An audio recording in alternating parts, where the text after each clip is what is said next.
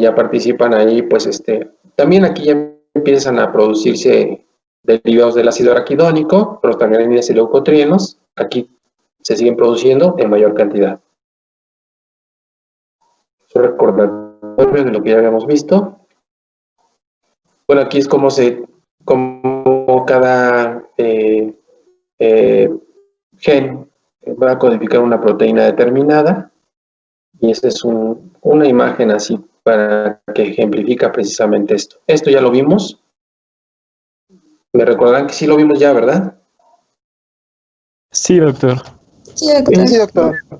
Vamos a repitar los genes candidatos para las enfermedades alérgicas y cómo estos genes pues van a ser importantes para poder hacer susceptible a un individuo y generar propiamente este tipo de alteración inmune.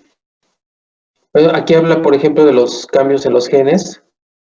La herencia genética obviamente va cambiando lentamente a través del tiempo, pero la epigenética, esta cambia en el momento, es rápida y depende obviamente de la interacción de la información genética que tenga un individuo en su genoma con el ambiente, y de los cambios epigenéticos que a través del tiempo, ya sabemos, se van expresando.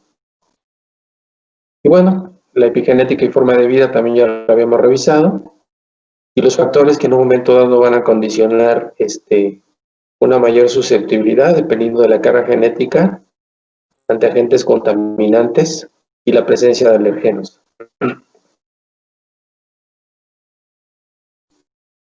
Aquí es básicamente como otros factores que pueden estar asociados a un daño o un estímulo inflamatorio pudieran condicionar también de manera adicional una respuesta inflamatoria, también estimulando a los mastocitos y liberando obviamente citocinas que van a activar a las células inflamatorias, y especialmente algunas células que tienen que ver con la inflamación, como los eosinófilos y neutrófilos. Aquí podemos ver que la infección viral, factores irritantes, aunado a un individuo que está alérgico y que puede estar sensibilizado a un alergeno, a través de la vía clásica, que es TH2, producir L5, finalmente van a provocar la activación de células B, producción de IG, sí, pues, activación de eosinófilos, etc. Pero también las células epiteliales, al ser dañadas por estos estímulos, pueden producir interleucina 25, y esta interleucina 25, ¿sí?, puede, igual interleucina 33, hay receptores para estas interleucinas en las células innata linfóides tipo 2 y en los mastocitos. Y estos, al ser activados, condicionan también aumento de interleucina 13, activación de mediadores de la inflamación por mastocitos, y también van a como hacer más compleja la respuesta inflamatoria. Esa es la importancia en un momento dado de tener presente que la enfermedad alérgica se puede ver más grave o más compleja cuando tenemos problemas de tipo inflamatorio, de origen microbiológico, especialmente virus. Oye, ¿no quieres comprar uno de esos de la señora Cuino? A ver, ¿podrían apagar su micrófono? Porque estoy escuchando que se está... Gracias. Entonces, tanto los factores irritativos como infecciosos pudieran hacer que el individuo presente un agravamiento de su problema inflamatorio de origen alérgico. Bueno, ya vimos que aquí los cambios genéticos que provocan, que tienen que ver con la respuesta inflamatoria, esto ya fue desde la primera clase, no, pensé que no estaba en esta. Realmente déjenme subir otra presentación nada más para explicarles algo de los pólenes. Vamos a subirla y ya con eso terminamos la clase. Doctor, disculpe una pregunta. Sí. En cuanto a los árboles, ¿todos pueden ser en mayor o menor medida alergénicos? Por ejemplo, ¿los árboles frutales también se podrían considerar? ¿O esos no, o sea, esos no se relacionan con alergias. Depende de cada árbol. También tiene que ver mucho con las características de los pólenes. Ven que los árboles frutales habitualmente requieren para polinizar también insectos. Por ejemplo, un durazno tiene unas flores muy bonitas, rositas así, son hermosas cuando hay un jardín con duraznos o un sembradío de duraznos cuando están floreando. Es bastante impresionante la belleza que tienen esos árboles cuando florean. Sin embargo, en el caso de los árboles de durazno, lo que llama la atención es que el durazno como tal, el árbol no causa problemas, sino causa problemas el fruto. El fruto, la fruta, el durazno, propiamente el fruto, está muy relacionado con alergia alimentaria. Tiene proteínas alergénicas, el durazno, la manzana, el chabacano, que también nos pueden causar alergia, en este caso alimentaria, no tanto respiratoria, porque se ingieren. Esta parte nos hace falta revisarla. Yo creo que la vamos a revisar la próxima clase, ya para pasar a lo que es historia clínica alergológica. Ahorita les quiero nada más presentar algo interesante en relación a los pólenes, de ver cómo se identifican estos pólenes. Déjenme buscar acá.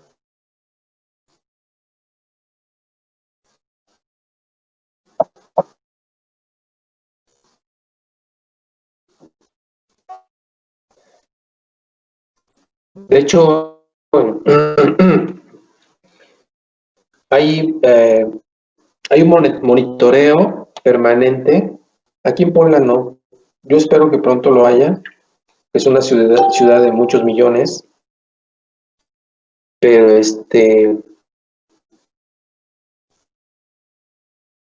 en la Ciudad de México hay varias estaciones de monitoreo de pólenes alergénicos. Y incluso estos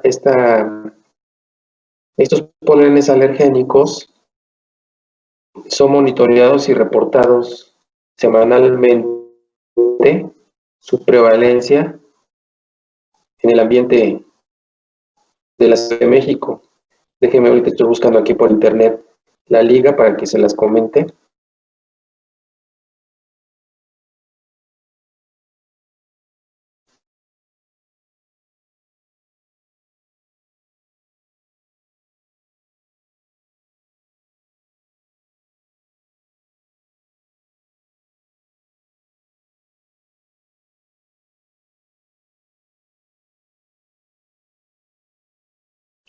Ok, miren, van a buscarlo ustedes y les va a llamar la atención. Lo van a buscar como atmosfera.unam.mx. REMA es Red de Monitoreo Ambiental. Está básicamente auspiciado por la UNAM y es la Red Mexicana de Aerobiología. Entonces hay todos los países más desarrollados como España, Estados Unidos, tienen estas redes de monitoreo ambiental y están reportando continuamente REMA. ¿Sí se escucha? Perdón, ¿REMA qué? REMA es Red Monitoreo Ambiental de la Ciudad de México. Red de Monitoreo Ambiental de la Ciudad de México. Pólenes alergénicos. REMA.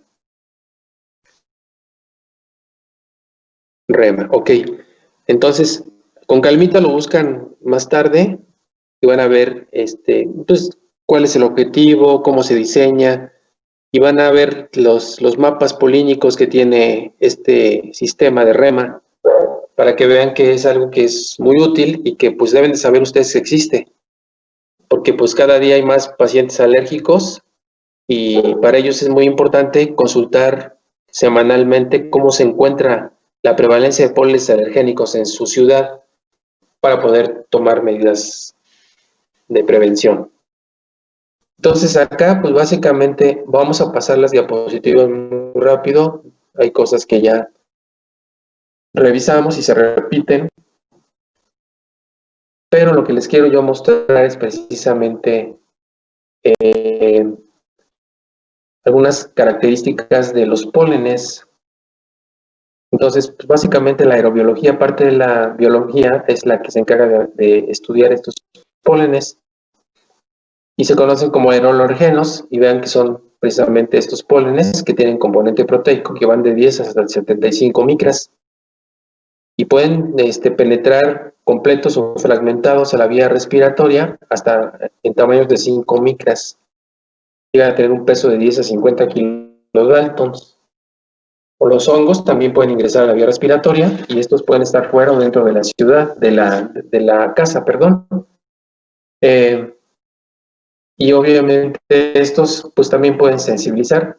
Hay diferentes formas de identificar a los pólenes, técnicas de muestreo, desde una simple sedimentación, donde durante un tiempo por la mañana se expone una caja especial que capta los pólenes ambientales para que después el biólogo pueda analizar estos pólenes y saber a qué tipo de plantas pertenece.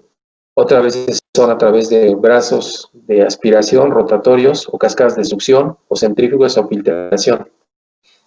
Cada uno tiene sus características como tal. Unos van a ser más buenos, por ejemplo, para detectar partículas pequeñas, otros para detectar partículas no tan pequeñas, pero que puedan ser identificadas de una manera más fácil por una microscopía. Otras a través de estudios inmunoquímicos pueden determinarlos. Entonces, estos pólenes como tal, ya decíamos que aquellos que se transmiten por el aire se conocen como anemófilos. Son muy pequeñitos, de 10 a 40 micras, son secos, esféricos y de superficie muy lisa. Y entonces obviamente se van de un lado para otro y sensibiliza muy fácilmente a los individuos, a diferencia de los entomófilos, que estos requieren obviamente los insectos para poder pasar de un lado a otro. Son mucho más pesados y por lo menos se expone menos el individuo a este tipo de pólenes. Estos pólenes como tal son bastante bonitos y tienen algunas características estructurales para poder identificarlos. ¿Sí? Cada uno tiene sus características morfológicas que hace que pueda el biólogo identificarlos como tal. Tienen una cubierta dura que se llama exina y una parte más delgada que se llama intina. Aquí pueden ver, ¿sí?, al polen, la exina, la intina, y aquí el citoplasma, donde está el contenido genético y las proteínas de tal. Y ven aquí cómo pueden estar aperturados a través de poros. Puede haber un solo poro, muchos poros. Y puede haber surcos. Pueden ver acá hay surcos. ¿Sí? Y estos surcos que tienen esta forma se llaman colpos. Y entonces, dependiendo del número de colpos y surcos y colpos y poros, podemos tener monoporados, biporados, triplorados o tricolporados, bicolporados, etc. Eso ya es más de biología, de cómo identificarlos. Hay algunos que son totalmente cerrados, que se llaman inaperturados. Obviamente, los pólenes disminuyen su presencia en el ambiente ante temperaturas muy frías. Obviamente aumentan cuando hay viento, más de 13 kilómetros por hora, y son más abundantes por las mañanas en verano y tardes en invierno.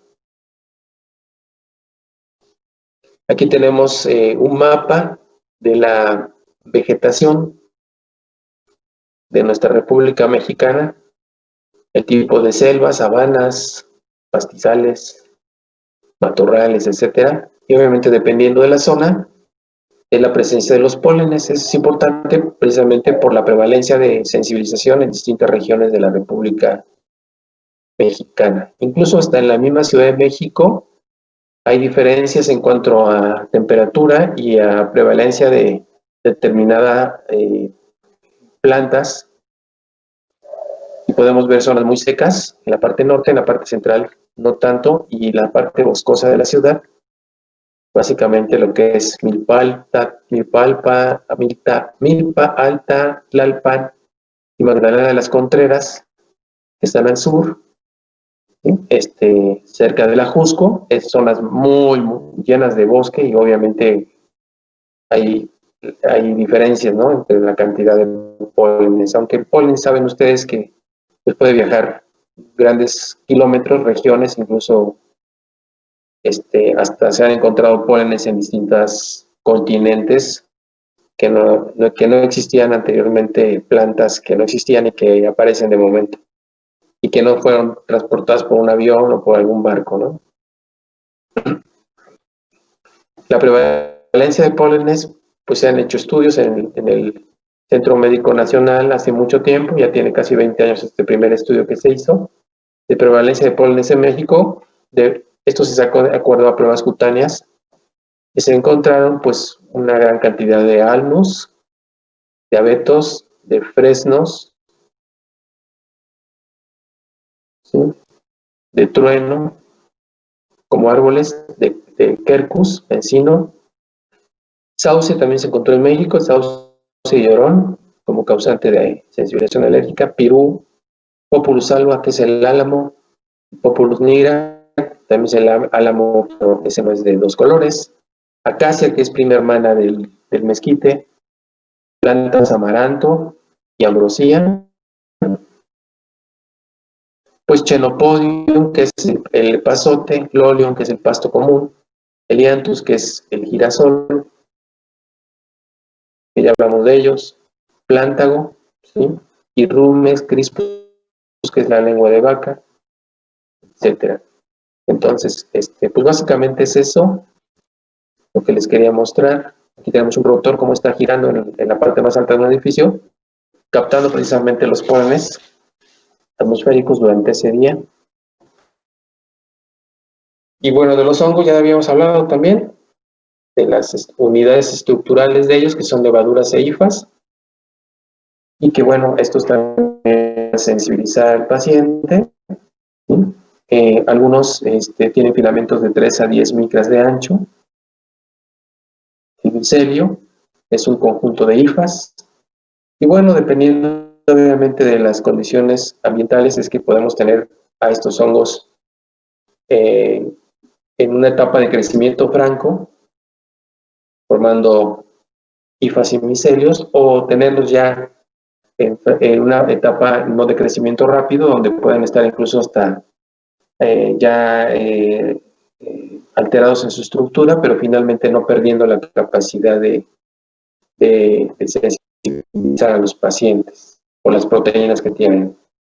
Pues hay diferentes formas de ellos a la microscopía, como pueden ustedes ver. Y bueno, eso es todo. Pues con esto terminamos la clase.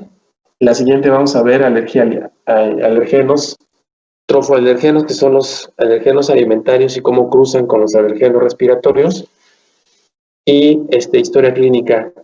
Pero les dejo por favor la tarea para que la hagan a conciencia. En sus trabajos que revisé, encontré, como les decía al inicio, que algunos se lucieron. Los felicité, hicieron trabajos bastante buenos, explicando con lujo de detalle lo más interesante de la presentación, haciendo un buen encabezado, poniendo su nombre. Otros se les olvidó el nombre, no pusieron encabezado, hicieron un comentario muy cortito que me habla que nada más revisaron algunas diapositivas y no todas, porque había que poner cosas interesantes de todo lo que se fue presentando. De todas maneras, ya están calificados. Vayan cuidando mucho esas calificaciones porque se van a tomar en cuenta. Y bueno, los espero para la otra semana. Espero ya estar completamente bien para no tener problemas al estar hablando.